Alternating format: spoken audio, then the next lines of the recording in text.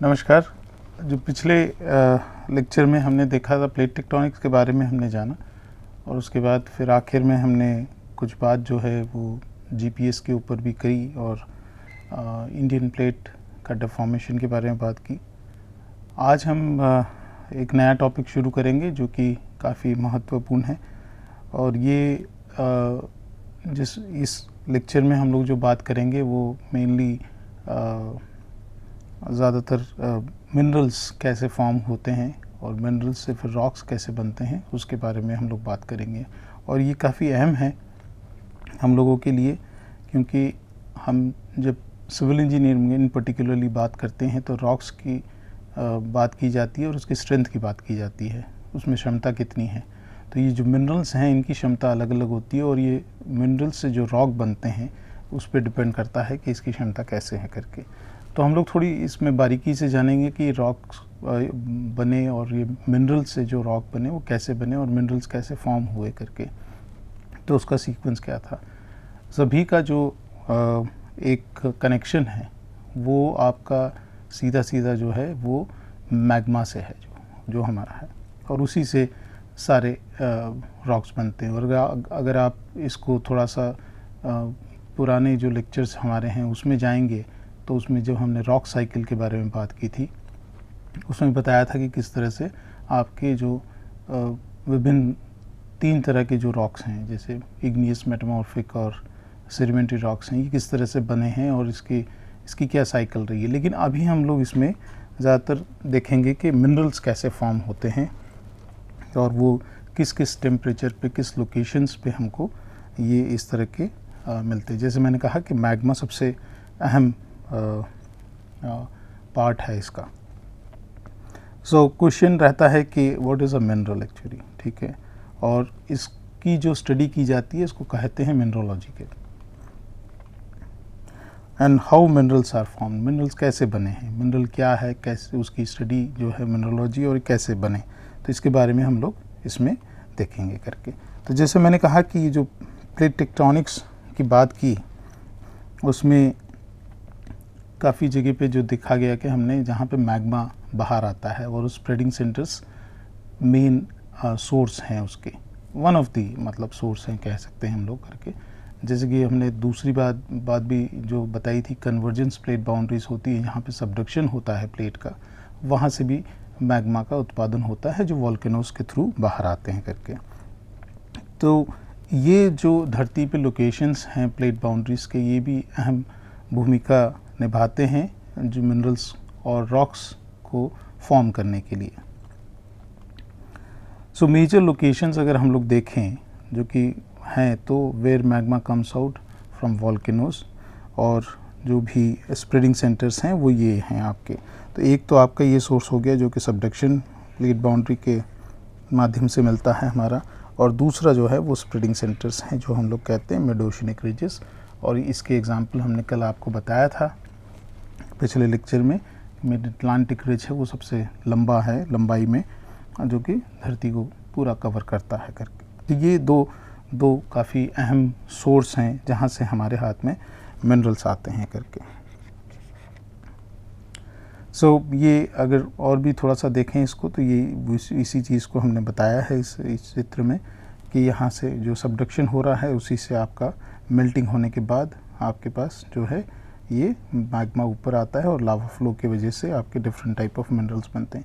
तो कुछ पोर्शंस जो हैं, जो कुछ मटेरियल जो हम कहें कि मैग्मा जो है वो अंदर ही रहता है, भीतर धरती के भीतर ही रहता है, और कुछ सरफेस पे आता है, तो वो भी बहुत अहम रोल प्ले करता है, क्योंकि टेम्परेचर जो है वो इसमें काफ़ी मायने रखता है। सो डेफिनेशन अगर ले लें इसका क्या मतलब वो है, तो ये अलग अलग जगह पे डिफरेंट डेफिनेशंस मिलेंगे आपको इसके के मिनरल्स के। तो कहीं पे कहा गया है कि mineral is a naturally occurring homogeneous solid, मतलब एक ही समान पूरा होता है, इनऑर्गेनिकली फॉर्म्ड, ऑर्गेनिक मैटर से नहीं बनता है, ये जीव जंतु के प्रोसेस जो होते हैं उससे नहीं बनता है, विद अ डेफिनेट कॉम्पोजिशन, एक पर्टिकुलर उसका कॉम्पोजिशन होता है, and an order of atomic arrangement. तो ये तीन चीज़ें जो हैं इसमें बताई गई। एक तो होमोजीनियस सॉलिड होता है, इनऑर्गेनिकली फॉर्म्ड होता है करके, डेफिनेट केमिकल कंपोजिशन है आपका, और ऑर्डर्ड एटॉमिक अरेंजमेंट्स। तो ये एक डेफिनेशन 1968 में दिया गया था। दूसरा डेफिनेशन अगर देखें तो उसमें ये कहा गया है कि mineral is a body produced by processes of inorganic nature. तो ये दोनों चीज़ें कॉमन है यहाँ पे, having usually a definite chemical composition. तो ये बात भी है यहाँ पे जो ऊपर कही गई है, and formed under favourable conditions. इसके लिए कंडीशंस बहुत फेवरेबल होनी चाहिए, जैसे मैंने कहा टेम्परेचर है और धरती के किस हिस्से में ये बने हैं करके।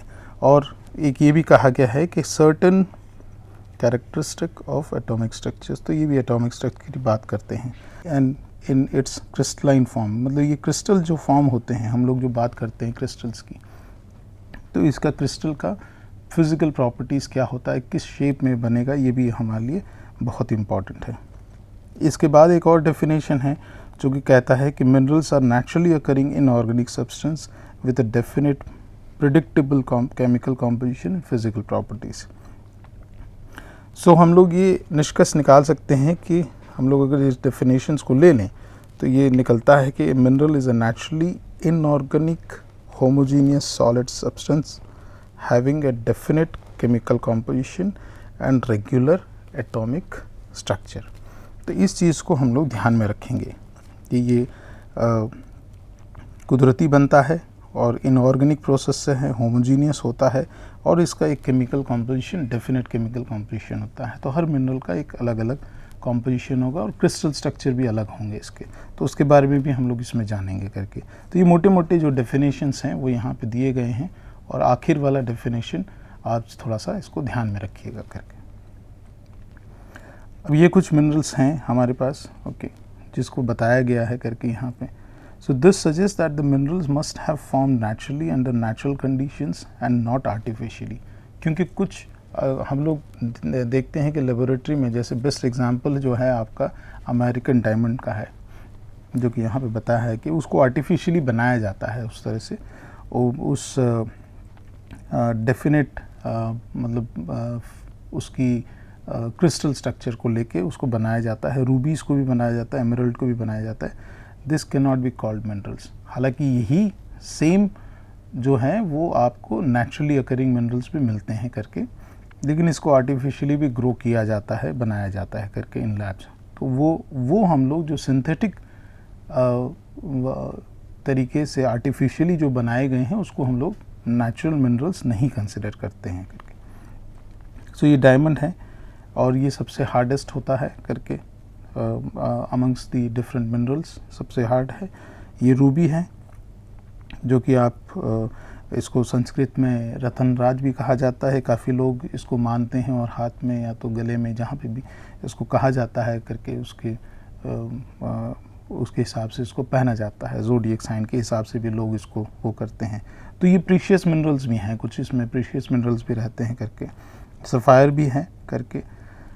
Sapphire is non red variety of corundum. ये क्या सारे मिनरल्स हैं वो हम लोग आगे जानेंगे, लेकिन मोटा मोटा जो है इसमें कि कुछ मिनरल्स हैं और कुछ आर्टिफिशियली क्रिस्टल पैदा किए जाते हैं, वो भी उसी में उसकी तरह के लगते हैं करके, बट वो मिनरल्स नहीं हैं करके, दे आर आर्टिफिशियल ग्रोन। इसीलिए आप अगर जाएंगे सुनार की दुकान पे जाते हैं कभी भी, तो आपको कहा जाता है कि भाई आपको अमेरिकन डायमंड्स चाहिए, रियल डायमंड्स चाहिए। तो अमेरिकन डायमंड्स का डेफिनेटली कॉस्ट बहुत कम होता है करके, क्योंकि वो आर्टिफिशियली ग्रो किए जाते हैं करके।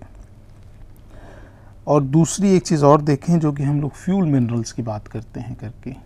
तो फ्यूल मिनरल्स जो हैं वो coal, petroleum, natural gas are organic substances, और which to strict sense are not minerals, but उसको हम लोग फ्यूल मिनरल्स कहते हैं, क्योंकि हमने जो डेफिनेशन पहले जो देखा वो है कि मिनरल वही होगा जो कि इनऑर्गेनिक प्रोसेस से बना है, लेकिन ये ऑर्गेनिक प्रोसेस से बनता है पूरा। क्योंकि पेट्रोलियम का हम लोग कहते हैं, कोल का भी ये जो है इसके प्लांट्स और जो भी आपके ऑर्गेनिक सब्सटेंस उसके गलने से ये बनता है करके, पेट्रोलियम भी उसी से पैदा होता है, नेचुरल गैस भी रहता है करके। तो इसको कहा जाता है फ्यूल मिनरल्स करके। सो ये दो चीज़ें आप ध्यान में रखिएगा कि हम लोग जो क्रिस्टल की बात करते हैं जब करके, क्रिस्टल और डेफिनेट फॉर्म्स की बात करते हैं, तो उसको हम लोग नेचुरली अकरिंग मिनरल कहते हैं जो नॉन ऑर्गेनिक प्रोसेस से बने हैं करके, और उसका डेफिनेट केमिकल कंपोजिशन होगा। और ये भी एक नेचुरली मतलब कुदरती ये तीन जो हैं, कोल, पेट्रोलियम और आपका गैस है, वो भी उसी प्रोसेस में ही धरती के अंदर बनता है, लेकिन वो ऑर्गेनिक प्रोसेस से बनता है। तो ये चीज़ें आप ध्यान में रखिएगा। अगर आपसे पूछा जाए कि ऑर्गेनिक मिनरल्स कौन से हैं, फ्यूल मिनरल्स होंगे वो आपके कोल, पेट्रोलियम और नेचुरल गैस होगा ये करके। तो आगे देखते हैं जो हमने कहा कि क्रिस्टल के बारे में। ये क्रिस्टल जो है ये क्रिस्टलोज जो नाम आया है वो आपका ग्रीक एक शब्द है और रोमन में इसको क्रिस्टलम कहते हैं। इसका डेफिनेट एक शेप होता है जिसके बेसिस पे हम लोग उसको डिफरेंट क्रिस्टल सिस्टम्स में उसको बांटते हैं करके, और इसमें ज्योमेट्री वगैरह भी काफ़ी अहम भूमिका निभाती है कि कौन सा प्लेन किस एंगल पे है और कितनी एक्सिस है उस पर, और ये सब करके। So the word crystal can be applied to any solid substance that grows with planar surface. ये इम्पॉर्टेंट है आपका। तो ये प्लेनर सरफेस जो है वो आपका होना चाहिए करके। एंड जैसे हम लोग कहते हैं कि अगर आप मान के देखें क्यूब करके, क्यूब कैसे आया, क्यूब एक शेप है आपका, क्रिस्टल शेप है करके, उसका क्रिस्टल फॉर्म है हम लोग कहेंगे करके। और a naturally occurring solid body bounded by smooth and plane surface arranged in a geometrical pattern. तो ये वाला जो है, ये बात हम लोग कह रहे थे कि ये प्लेन्स होता है, इसमें डिफरेंट प्लेन्स हैं वो कि ज्योमेट्रिकली किस तरह से एक दूसरे के साथ जुड़े हैं करके। So this is an outer expression of internal atomic structure. तो जिस तरह का उसकी इंटरनल एटॉमिक स्ट्रक्चर होगा उसी तरह का उसका बाहर का एक्सप्रेशन दिखेगा आपका करके। सो ये एक एग्जांपल है आपका SiO का, जहाँ पे सिलिकॉन और ऑक्सीजन एटम्स हैं।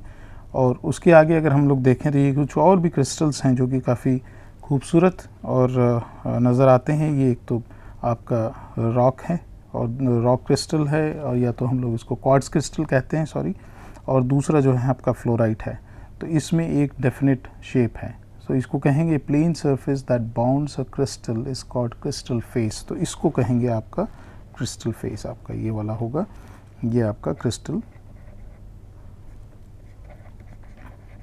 ये फेस ये, और यहाँ पे इसी तरह से ये वाला क्रिस्टल फेस होगा। और ये जो है आपका, मैं जो कह रहा था कि ये डेफिनेट एक एंगल पे आपका मिलेगा करके। तो ये सारी चीज़ें जो हैं ये इम्पॉर्टेंट है, और ये इंटरनल एटॉमिक स्ट्रक्चर्स के बेसिस पे बनते हैं करके। तो इसको कहा जाता है हम लोग टोटली एक क्रिस्टल फेस जो है, और दूसरा जो कहा जाता है geometric arrangement of crystal face is called crystal form. तो ये क्रिस्टल फॉर्म जो है इसमें हम लोग ये भी कहते हैं इसका हैबिट। तो ये जो है आपका, इसको हेक्सागोनल प्रिज्म कहा गया है क्योंकि इसमें तमाम प्लेन्स हैं यहाँ पे, और ये जो है ये क्रिस्टल हैबिट जो है इसका क्यूबिक है करके। तो ये वाली चीज़ें हम लोग आगे देखते हैं, लेकिन इन शॉर्ट जो है हम इसमें ये कहना चाहते हैं कि जो डिफरेंट टेम्परेचर और उस पे बनते हैं तमाम, और उसके केमिकल कॉम्पोजिशन के बेसिस पे, एक एटॉमिक स्ट्रक्चर के बेसिस पे आपका ये क्रिस्टल फेस बनेगा। और ज्योमेट्रिक अरेंजमेंट ऑफ फेसेस अगर देखेंगे तो उसको हम लोग कहेंगे क्रिस्टल फॉर्म। सो इसके बारे में हम लोग आगे और भी बात करेंगे। हेक्सागोनल सिस्टम क्या है आपका, क्यूबिक सिस्टम क्या है आपका, इसके बारे में हम लोग आगे बात करते हैं। लेकिन अब थोड़ा सा इसमें हम लोग देख लें। ये जैसे मैंने कहा कि ये जो है आपका क्रिस्टल फेस है आपका। मिनरलॉइड्स एक और भी इसका वो कहा गया है कि मिनरल्स और मिनरलॉइड्स में क्या फ़र्क होता है करके। सो मिनरलॉइड्स जो हैं वो भी नेचुरली अकरिंग सॉलिड कंपोनेंट्स हैं, बट उसमें एक ही ये है कि they do not meet the definition of mineral because they lack one, इसकी कंडीशंस हैं इसके कि डेफिनेट कॉम्पोजिशन इसका नहीं होता है करके, ठीक है। मतलब दे लैक, यानी इसका मतलब है कि ये इसमें मिनरलॉइड्स में ये नहीं होता है, डेफिनेट कॉम्पोजिशन नहीं होगा, एक कैरेक्टरिस्टिक क्रिस्टल स्ट्रक्चर नहीं होगा, और मतलब इनमें से एक भी हो सकता है और दोनों भी हो सकते हैं कि नहीं मिलेगा। तो एग्जाम्पल जो है इसका ओपल है, और ये एमोर्फस होता है, ये सॉफ्ट होता है करके इन नेचर। तो जो चीज़ सॉफ्ट होगी वो उसका कोई क्रिस्टल फेस या तो क्रिस्टल फॉर्म नहीं होगा, जिस तरह से हम लोग पिछले वाले में देख रहे थे करके। तो ऐसे जो मिनरल्स हैं जो कि नेचुरली अकरिंग है करके और सॉलिड कंपाउंड्स हैं but do not have meet the definition of minerals, okay, तो इनको कहा जाता है आपका मिनरलॉइड्स करके। तो ये चीज़ भी ध्यान रखिएगा। तो हमारे पास क्या हुआ, 3 चीज़ें होगी। एक हमने मिनरल्स के बारे में बात किया, इनऑर्गेनिकली नेचुरल प्रोसेस से बनता है, डेफिनेट उसका कॉम्पोजिशन होता है, और एक क्रिस्टल फॉर्म होगा उसका। दूसरा हमने फ्यूल मिनरल्स के बारे में देखा, और तीसरा जो है हम लोग कह रहे हैं कि ये मिनरलॉइड्स हैं। तो ये 3 चीज़ें आपके पास अभी होगी, जो कि मिनरलॉइड्स जो है वो एमोर्फस होते हैं। इसमें डेफिनेट केमिकल कॉम्पोजिशन नहीं होता है, क्रिस्टल स्ट्रक्चर नहीं होता है, दोनों भी नहीं हो सकते हैं करके। और ये इसका एग्जांपल, बेस्ट एग्जांपल जो है ओपल है करके। पॉलीमॉर्फ्स फिर आता है चौथा आपका। अब इसमें क्या है, minerals having same chemical composition but different crystal structures. तो इसका केमिकल कॉम्पोजिशन एक सा होगा, लेकिन इसका क्रिस्टल स्ट्रक्चर जो होगा वो अलग होगा करके। तो यहाँ पे ये बेस्ट एग्जांपल आपका कैल्साइट का है, जो कि हेक्सागोनल सिस्टम में होता है, और आपका दूसरा जो है एरागोनाइट है, जिसके दोनों की केमिकल कॉम्पोजिशन देखें CaCO3 है आपका दोनों के, लेकिन ये दोनों जो है वो डिफरेंट क्रिस्टल सिस्टम है, एक ऑर्थोरोम्बिक में है और एक हेक्सागोनल सिस्टम में है करके। तो इसको कहते हैं polymers, okay. So more than one morphology actually है ना, so doesn't have the same morphology उसको कहते हैं। तो हमारे पास अभी तक के 4 हो गई ये चीज़ें, तो इसको ध्यान में रखिएगा। और एग्जांपल्स भी हमने दिए हैं, कैल्साइट, एरागोनाइट जो है वो पॉलीमॉर्फ्स हैं, और दोनों की केमिकल कॉम्पोजिशन जो है वो सेम है बट सिस्टम अलग है करके इसका। हालांकि ये मिनरल्स में ही फॉर्म हो गया। अब conditions for forming the crystals कैसे बनता है करके, तो स्लो कूलिंग ऑफ मैग्मा। तो हम जो कह रहा था मैं कि पहले के जो कहा कि भाई मैग्मा जो है वो सबसे इम्पॉर्टेंट आपका सोर्स रहेगा करके। So slow cooling of magma आपके क्रिस्टल्स बनाएगा, ठीक है। Free surrounding that facilitates the crystal growth and different direction. तो आपका जो है वो डिफरेंट डायरेक्शंस में जो है आपके ये क्रिस्टल ग्रो करेगा आपका करके। तो फिर बाद में ये आपका जो भी शेप लेना है इसको depending on the chemical composition ये लेता रहेगा। तो और तीसरा है no interference of the adjacent और nearby growing minerals during solidification. क्योंकि आप ये कहेंगे कि भाई मैग्मा तो निकल रहा है, तो मैग्मा में तो एक ही सारे मिनरल्स बनने चाहिए, ये ऐसा नहीं होता है। एक मिनरल जो है वो दूसरे मिनरल को इंटरफेरेंस उसका नहीं होता है, और एक ही सोर्स से डिफरेंट मिनरल्स आपके बनते हैं करके। ये एग्जांपल है कि mode of formation of the minerals, लेकिन हम लोग आगे देखें there are 3 mode of mineral formation. और अगर हम इसको देखें बाय कूलिंग ऑफ मैग्मा एक, दूसरा है by secondary processes, and third है अंडर मेटामॉर्फिज्म। सो एक जो बात हुई कि हमारा जो मैग्मा कूलिंग है उसके वजह से एक तो मिनरल्स बनते हैं। दूसरा हम लोग ने ये भी देखा है कि पर्यावरण में और नेचुरल प्रोसेसेस में जो देखा गया है कि सेकेंडरी प्रोसेस भी होते हैं जो कि आपका जो उसको कॉन्टेमिनेट करते हैं, हम लोग कहेंगे, या तो फिर करके उसको ऑल्टर करते हैं करके वो मिनरल्स को। तो ये प्रोसेस जो है ये धरती के ऊपर ज़्यादातर देखा गया है कि तो उसको ऑल्ट्रेशन जो है उसकी वजह से वो एक मिनरल से दूसरा मिनरल बनना शुरू होता है। तो वो भी देखा गया है कि वो उसका पहला सोर्स क्या था, और बाद में जो है ये ऑल्ट्रेशन से ये उसको हम लोग एक प्रोसेस कहते हैं डायजेनेसिस, उसकी वजह से दूसरा मिनरल बनता है करके। और तीसरा जो है आपका अंडर मेटामॉर्फिज्म, जो मेटामॉर्फिक रॉक्स के बारे में और हम लोग प्रोसेस के बारे में एक ब्रीफली हमने बताया था पहले कि इसके लिए आपका हाई टेम्परेचर और प्रेशर चाहिए आपका। तो ये दोनों चीज़ें जो हैं इसमें, और डेफिनेटली डिफॉर्मेशन भी इसमें होता है करके। तो ये गहराई में जब रॉक्स जो बने हुए हैं या तो मिनरल्स हैं वो गहराई में जब जाते हैं धरती के, और सबडक्शन जोन्स हैं इस वजह से, और तो उसमें जब है मेटामॉर्फिज्म प्रोसेस की वजह से भी आपके मिनरल्स बदलते हैं करके। अब mode of formation of minerals को अगर ले लें तो most of the minerals are form during different stage of cooling of magma. हर जगह पे यही पॉइंट जो इम्पोर्टेंट है वो आ रहा है आपका, कूलिंग ऑफ मैग्मा, ठीक है। और यहाँ पे कहा है कि 90% of rock forming minerals like feldspar, ये हम लोग जानेंगे, ये डिफरेंट नाम दिए गए हैं अलग अलग इसके, ये फेल्सपार क्या होता है करके, इसका कंपोजिशन क्या है, ये सब आगे जानेंगे। लेकिन ये अमूमन जो है ये बहुत ही कॉमनली पाया जाता है। क्वार्ट्ज तो आप लोग तुरंत इसको ले लेंगे क्योंकि क्वार्ट्ज जो है वो घड़ियों में भी इस्तेमाल होता है और इसकी जो स्ट्रेंथ है वो काफ़ी अच्छी होती है करके। और अगर आप सिंपल सी एक बात बताएं, अगर कहीं पे भी आप जाएंगे नदियों में और जहाँ पे रेता होता है, अगर उसको उठाएंगे तो उसमें ज़्यादातर मिनरल्स आपको मिलेंगे और डेफिनेटली मिनरल कंपोजिशन बदलेगा, क्योंकि जहाँ से वो नदियाँ उसको काटती, रॉक्स को काटती हुई वो सेडिमेंट्स को लेके आती है, तो उसकी मिनरल कंपोजिशन अलग होता है। फॉर एग्ज़ाम्पल अगर आप गंगा जी में जाएंगे तो आपको काफ़ी सैंड की जो क्वालिटी है वो काफ़ी अच्छी है, वो आपको वाइटिश येलोइश वाइट कलर का आपको सैंड मिलेगा। लेकिन अगर आप मुंबई चले जाएंगे तो वहाँ पे आपको जो भी समुद्री तट है वहाँ पे ज़्यादातर काला सैंड मिलता है। तो वो डिपेंड करता है कि किस एरिया से आ रहा है, क्योंकि वहाँ पे ज़्यादातर वॉल्केनिक टेरेन से मटेरियल आता है और यहाँ पे जो है वो इसका सोर्स जो है गंगा जी का वो आपका हिमालय से है पूरा करके। तो उसमें क्वार्ट्ज होता है, क्वार्ट्ज और फेल्सपार काफ़ी अधिक मात्रा में मिलेंगे आपको। तो 90% of rock forming minerals like feldspar, quartz, amphibole, mica and olivine, ये आपको इसके डिफरेंट स्टेजेस ऑफ कूलिंग में मिलते हैं।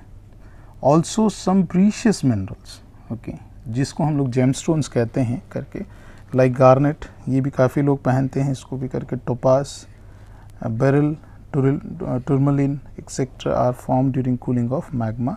और इसका प्रोसेस जो होता है हम लोग कहते हैं मैग्मेटिक क्रिस्टलाइजेशन करके।